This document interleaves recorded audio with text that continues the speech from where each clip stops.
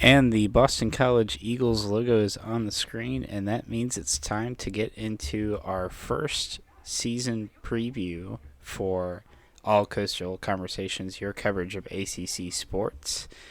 So we'll start off with the departures for the Boston College Eagles. The big one, obviously, being Zay Flowers, the dynamic wide receiver that made a bunch of big plays for the Eagles during his time in Chestnut Hill. Also, Phil Dracovic, who is the quarterback for the past 3 years, he dealt with some injuries and wasn't able to complete the entire season last year, but still gave them some quality time in the program, almost pulling off that upset on Clemson in 2020. Three departures in the secondary. Jaden Woodby, who was picked up by the Los Angeles Rams, the stout, strong safety for the Eagles. Josh DeBerry and Jason Matry also are gone. They entered the transfer portal. And two departures on the defensive line, Marcus Valdez and Chukwueze Onwuka. Sorry if I'm pronouncing that name or any of those names wrong. Um, so definitely looking at the secondary as the area that you have to add some guys to make up for the losses. Also, going to have to break in a new quarterback with the departure of Dracovic and Zay Flowers. I think any Boston College fan will agree with me. Will be hard to replace. He was just so elite at his position for the Eagles. It's going to be hard to find a replacement for him. But they will do the best they can. And they've gone out and gotten some interesting prospects.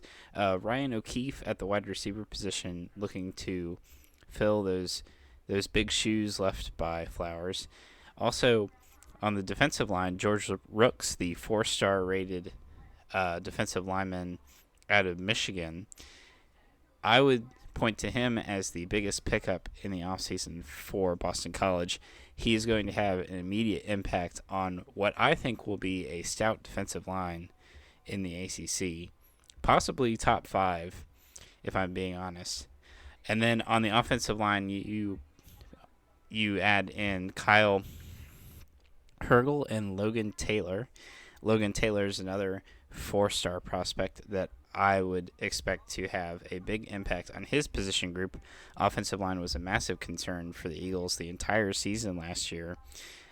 Their failure to protect the quarterback was one of the reasons why Phil Dracovic couldn't complete the entire year. He got injured on some big hits from the opposing team's defenses, so definitely want to avoid that this coming year.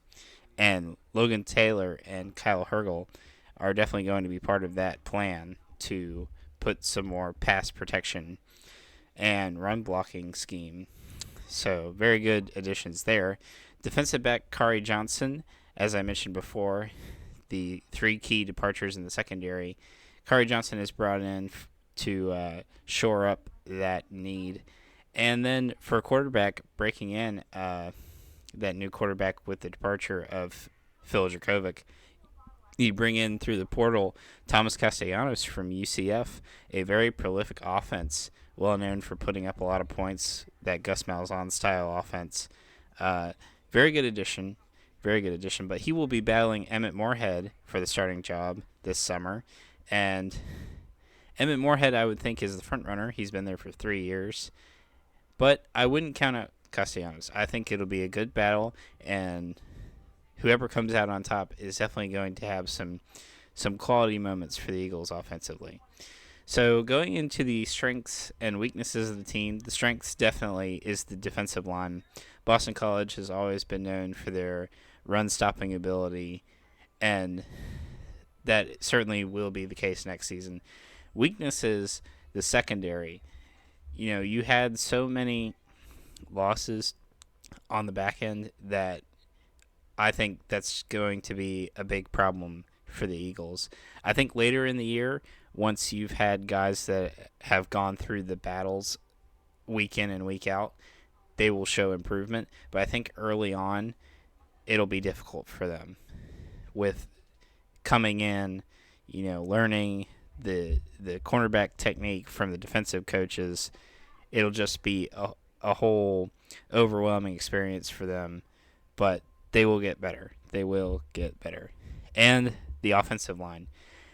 You brought in those guys, but I still think the returning starters are concerning. You don't know how that group's going to communicate. You don't know how well it's going to go. And again, kind of like the secondary, as they go on, they'll learn their quirks, they'll learn their little tendencies, and things will be better. Now, talking about last season, a big thing that stands out to me is that Boston College, their leading rusher, only had 400 yards the whole season. Now that's kind of bizarre for Boston College. You know, they've had the reputation of being a good physical running team. A.J. Dillon, a name that stands out to me in Boston College history for being a big physical runner. And it's just so surprising to me that Boston College only had a rusher have 400 yards the whole season. That's just bizarre. And I think that's something you really have to chalk up to the offensive line. You know, the run blocking, pass blocking wasn't that great, wasn't that elite level that you really need in a Power 5 conference. So, again, offensive line needs to improve if the Eagles want to have any success. Now, let's get into the coach, Jeff Hafley. He is the coach of the Eagles. He's in his third season. He's gone 15-20 overall, and like I said, he had a close call with Clemson his first year. So they definitely have shown the potential to pull off an upset. In fact, they did pull off a pretty big upset last year against the NC State Wolfpack, breaking that home win streak on Senior Day against the ranked Wolfpack. So definitely impressed there. And Jeff Hafley, you know, he's made 2 bowl games. He hasn't won any of them, but he hasn't been allowed to even play them. First one was canceled due to COVID by the university, and then the second one, his second season, they made a bowl game, and it was just the bowl game canceled it, also due to COVID. And then obviously last year they went 3-9. They didn't make a bowl game, so clearly the expectation, I think, for Boston College is to make a bowl game, and they can win one. You know, if they draw an opponent that matches up well against them, they can definitely win it. So, let's go into the schedule. You start off week 1 against Northern Illinois. Now, Northern Illinois can be a difficult opponent. I know Northern Illinois seems like your typical Group of 5 team that any Power 5 opponent can just trounce over. I don't think that's the case. We've seen Northern Illinois give some teams in the Power 5 problems, Georgia Tech being one of them. I remember they upset them a few years ago.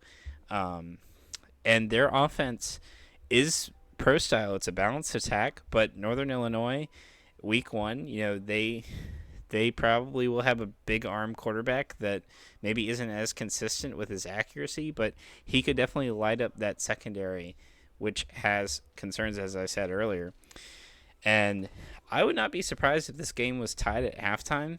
I think Boston College will make adjustments and come out the third and fourth quarter and be able to do enough to beat the Huskies, but definitely look out for that. So a win versus Northern Illinois, but not easy. Not as easy as you would expect. Then you go week 2 against Holy Cross at home. Holy Cross, well, it's an FCS opponent, so easier than Northern Illinois. I think you definitely get the win. You probably blow them out by a lot. It'll be a good tune-up game for that colossal matchup in week 3 against the Florida State Seminoles, ranked 3rd in the country, which Florida State, if you've been paying attention to the ACC the past few years, they haven't been as dominant as they have been. If you go back, you know, to the years of Jimbo Fisher when they won the national title in 2013 with Jameis Winston, who won the Heisman Trophy. So it's interesting to see them come back with Mike Norvell at the helm. You know, they had Willie Taggart in between Fisher and Norvell, and you know he couldn't get the job done. He was given the boot. And now they've worked back up to national prominence this offseason. They've been getting a lot of hype. We'll see if they live up to it. But, you get them at home. Florida State, I know, plays Clemson the next week. If you get them coming out flat against you, looking ahead to that Clemson game, you could upset them. I'm not saying it's going to happen. I think you will lose this game, but it will be close. It will be a lot closer than what Vegas or the experts on ESPN, Fox, CBS, whoever media-wise you want to say, will pick. I think you lose this game probably by one score. At most, 10 points. That's my genuine thought, Eagles fans. And it'll be a very good showing by your defensive line. Jordan Travis, he's a Heisman Trophy hopeful this season. But if you look at his actual ability, his biggest weakness is still his throwing. And your greatest strength is your defensive line. The secondary, as I will keep saying over and over, is the concern. But Jordan Travis, not the best thrower, really good at running, really good at scrambling. And I think you'll be able to contain some of that, and that's why it'll be close. So a loss to Florida State, very close, and it'll be a very good showing by your team as a whole. Then you go on the road to Louisville. Louisville's an interesting case this season. Louisville is bringing in a new coach, Jeff Brom. He's come back to his alma mater to coach from Purdue. He did a really good job at Purdue. He got them to the Big Ten title game, which, if I'm correct, I don't think Purdue had ever done before. So definitely some quality there from the head coaching job. But he's bringing in his new system, bringing in trying to establish that whole culture. He doesn't have Malik Cunningham. Malik Cunningham's gone. As far as I know, he doesn't have a big-time quarterback. Unless someone really shocks us. I think you get the win on the road at Louisville. I'm giving you the win. So you're starting off 3-1. How about that? So next you go back home and you take on Virginia. Virginia, another team that has had rough times. Tony Elliott, and of course that horrible tragedy that impacted the Virginia football team. My heart goes out to them, as does the whole ACC. You saw that Cavalier Strong campaign for the Virginia football program and support, and just an absolutely horrible tragedy that should never happen to any group of people or organization as a whole ever. Yeah, just a tragedy. But to get back to football, Tony Elliott, he lost Brennan Armstrong in the transfer portal, went to NC State. You're at home.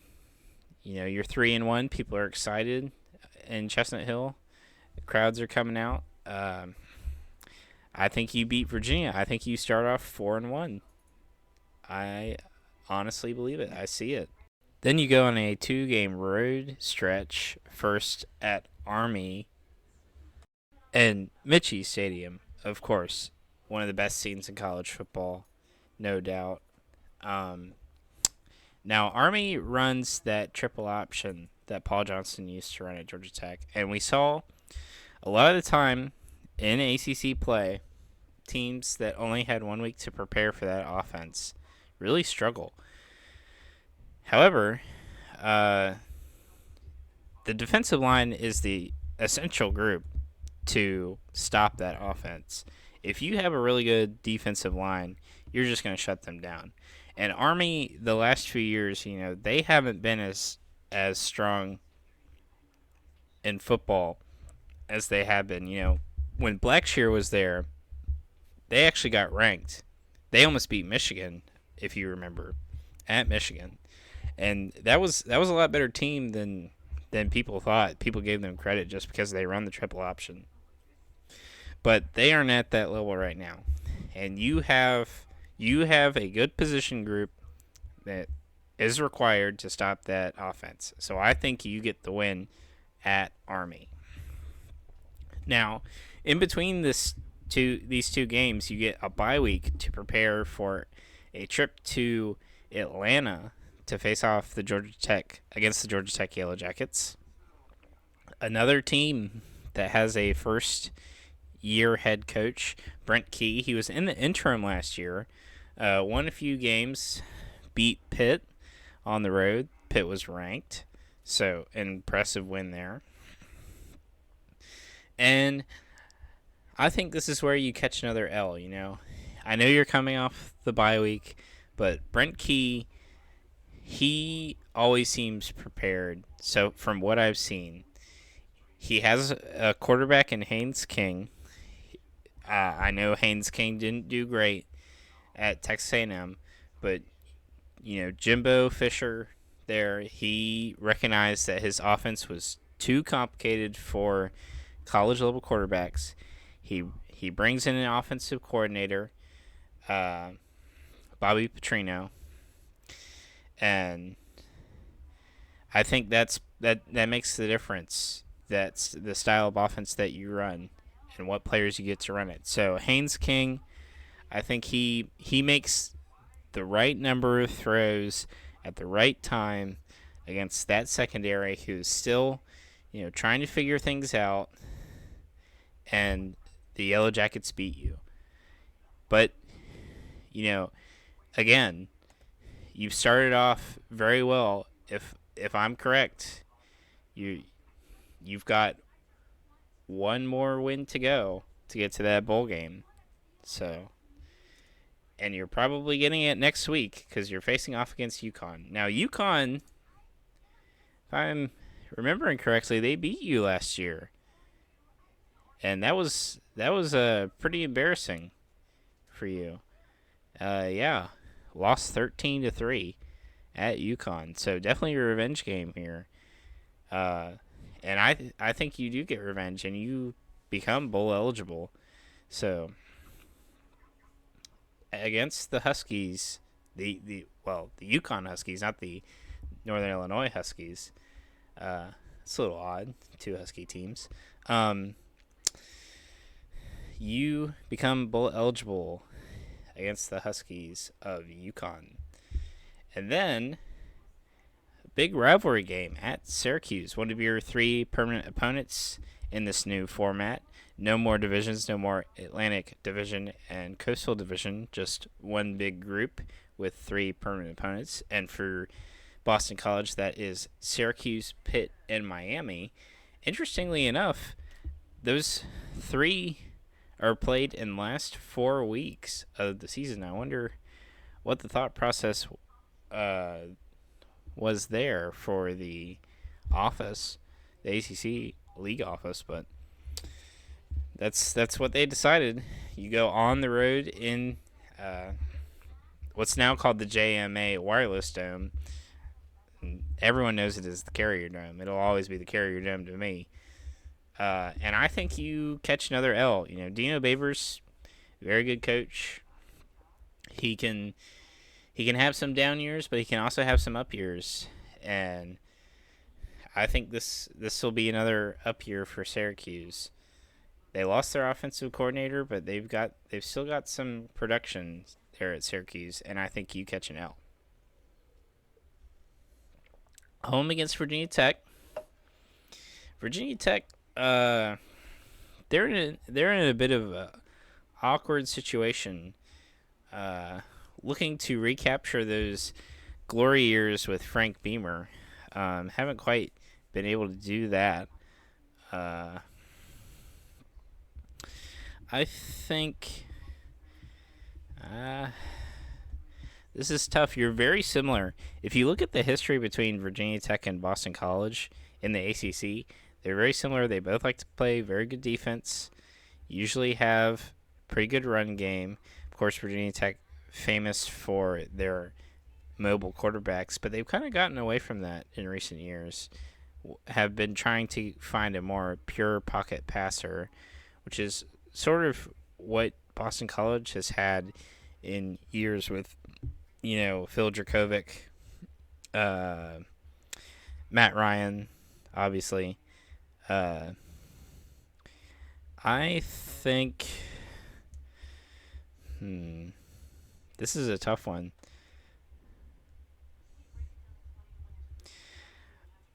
I'll,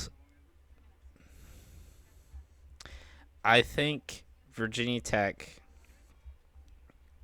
they pour a little more into their football. If this was in Blacksburg, I would definitely give the win to Virginia Tech. But it's a little bit more difficult. I think I have to give the win to Virginia Tech. They they just have they're just a little bit farther in their rebuild process than you are. And so you get a loss from the Hokies at home. Your first home loss since the Florida State game. Look at that. You win home game against Virginia and a home game against UConn. And then you go to Pitt. Pat Narduzzi has an ACC championship. Always has a really good defensive line group. And I think you catch another L here. Offensively, Pitt very far ahead of Boston College. I think they're just going to run right past you, honestly, with Phil Jurkovec on that offense, which is unfortunate. He went to a big rival of yours rather than stay at BC, which is that's really scummy from him, but it is what it is sometimes. And then you face Miami. Miami returning Tyler Van Dyke, and again, I gotta say another loss. That Tyler Van Dyke, his throwing ability, it lights up your secondary, and you lose 4 straight, finishing the year 6-6, but bowl eligible, and I think that'll be good enough to be somewhere around. Let's see, you have 2 conference wins against Louisville and Virginia. I think the Eagles will finish 13th or 12th in the ACC. And so that will be the season preview for the Boston College Eagles.